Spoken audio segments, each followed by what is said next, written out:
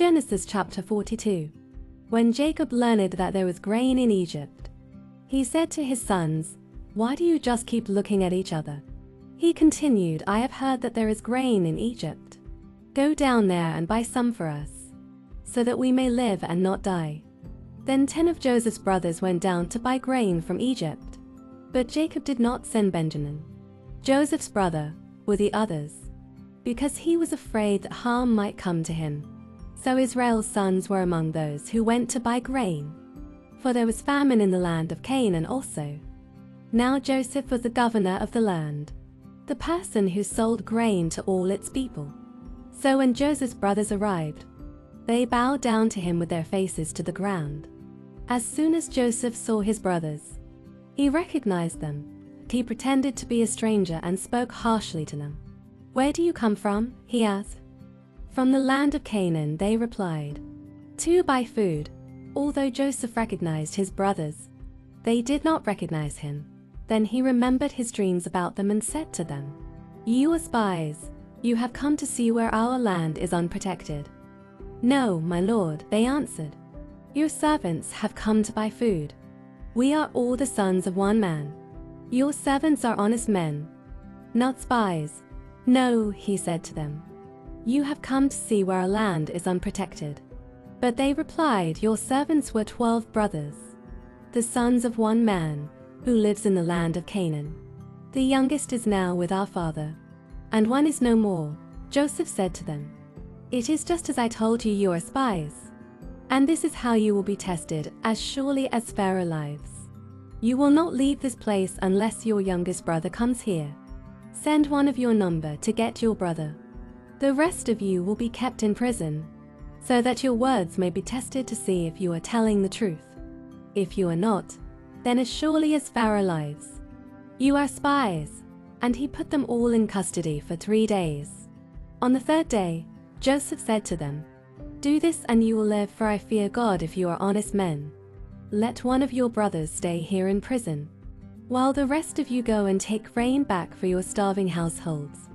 But you must bring your youngest brother to me, so that your words may be verified and that you may not die." This they proceeded to do. They said to one another, "Surely we are being punished because of our brother. We saw how distressed he was when he pleaded with us for his life. But we would not listen. That's why this distress has come on us." Reuben replied, "Didn't I tell you not to sin against the boy? But you wouldn't listen. Now we must give an accounting for his blood." They did not realize that Joseph could understand them. Since he was using an interpreter, he turned away from them and began to weep, but then came back and spoke to them again. He had Simeon taken from them and bound before their eyes. Joseph gave orders to fill their bags with grain, to put each man's silver back in his sack, and to give them provisions for their journey. After this was done for them, they loaded their grain on their donkeys and left. At the place where they stopped for the night, one of them opened his sack to get feed for his donkey, and he saw his silver in the mouth of his sack. "My silver has been returned," he said to his brothers. "Here it is in my sack." Their hearts sank and they turned to each other trembling and said, "What is this that God has done to us?" When they came to their father Jacob in the land of Canaan, they told him all that had happened to them. They said, "The man who is lord over the land spoke harshly to us and treated us as though we were spying on the land. But we said to him, 'We are honest men. We are not spies. We were 12 brothers, sons of one father. One is no more, and the youngest is now with our father in Canaan.' Then the man who is lord over the land said to us, 'This is how I will know whether you are honest men. Leave one of your brothers here with me, and take food for your starving households and go. But bring your youngest brother to me, so I will know that you are not spies but honest men. Then I will give your brother back to you, and you can trade in the land." As they were emptying their sacks, there in each man's sack was his pouch of silver. When they and their father saw the money pouches, they were frightened. Their father Jacob said to them, "You have deprived me of my children. Joseph is no more and Simeon is no more, and now you want to take Benjamin. Everything is against me." Then Reuben said to his father, You may put both of my sons to death if I do not bring him back to you. Entrust him to my care, and I will bring him back." But Jacob said, "My son will not go down there with you. His brother is dead and he is the only one left. If harm comes to him on the journey you are taking, you will bring my gray head down to the grave in sorrow." Genesis chapter 43. Now the famine was still severe in the land. So when they had eaten all the grain they had brought from Egypt, their father said to them, "Go back and buy us a little more food." But Judah said to him, "The man warned us solemnly, 'You will not see my face again unless your brother is with you. If you will send our brother along with us, we will go down and buy food for you. But if you will not send him, we will not go down, because the man said to us, "You will not see my face again unless your brother is with you."' Israel asked, "Why did you bring this trouble on me by telling the man you had another brother?" They replied, "The man questioned us closely about ourselves and our family. 'Is your father still living?' He asked us, 'Do you have another brother?' We simply answered his questions. How were we to know he would say, 'Bring your brother down here'?" Then Judah said to Israel his father, "Send the boy along with me, and we will go at once, so that we and you and our children may live and not die. I myself will guarantee his safety. You can hold me personally responsible for him. If I do not bring him back to you and set him here before you, I will bear the blame before you all my life. As it is, if we had not delayed, we could have gone and returned twice."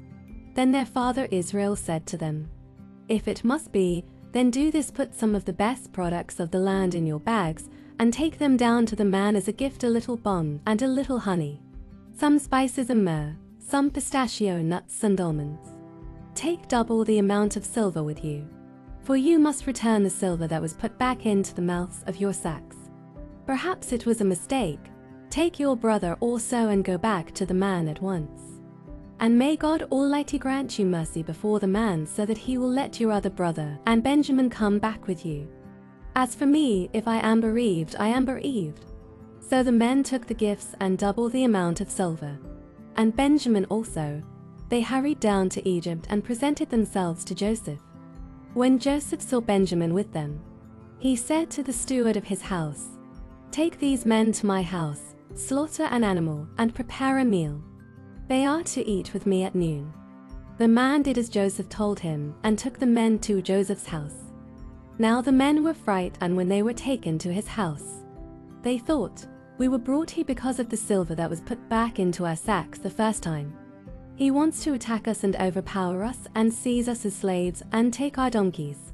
So they went up to Joseph's steward and spoke to him at the entrance to the house.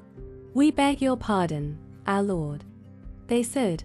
"We came down here the first time to buy food. But at the place where we stopped for the night, we opened our sacks, and each of us found his silver the exact weight in the mouth of his sack. So we have brought it back with us.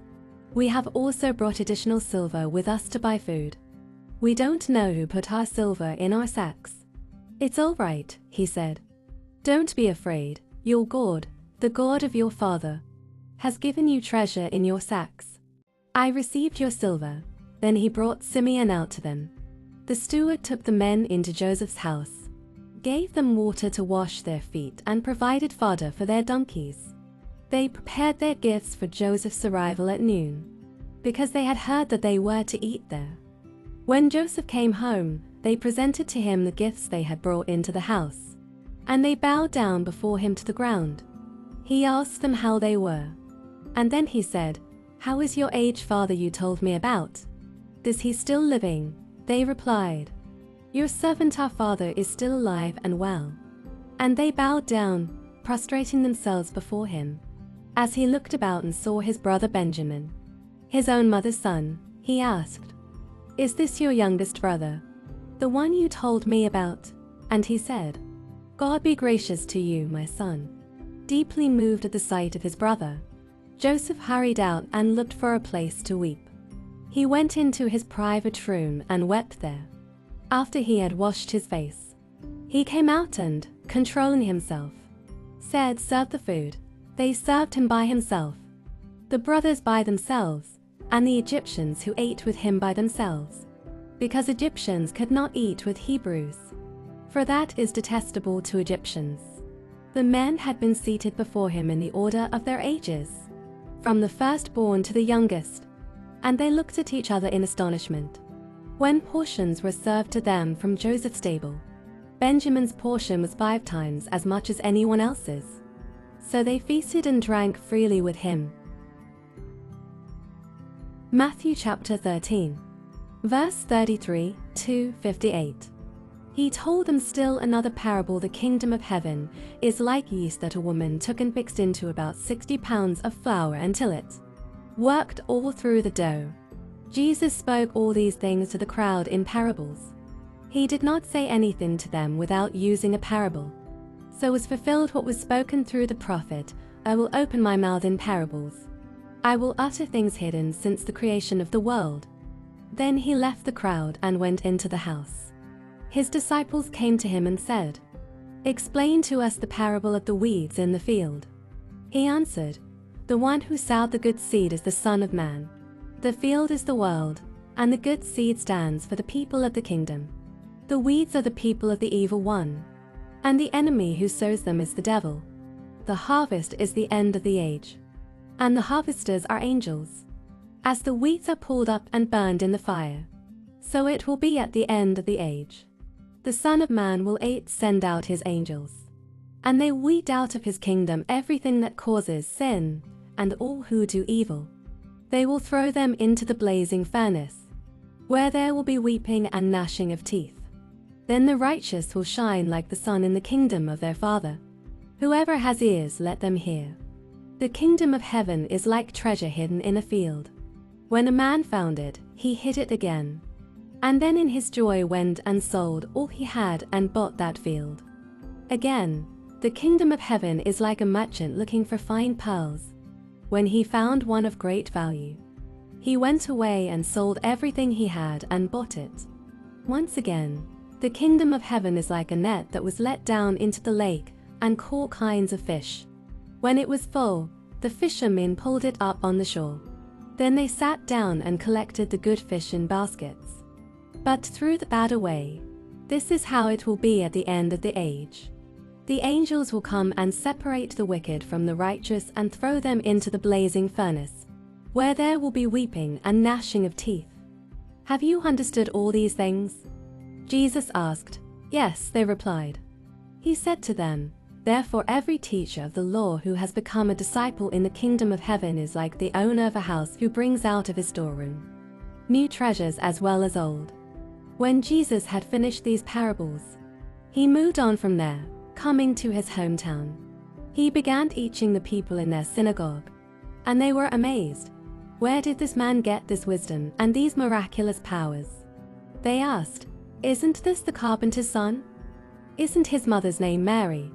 And aren't his brothers James, Joseph, Simon, and Judas? Aren't all his sisters with us? Where then did this man get all these things? And they took offense at him. But Jesus said to them, A prophet is not without honor except in his own town and in his own home. And he did not do many miracles there because of their lack of faith.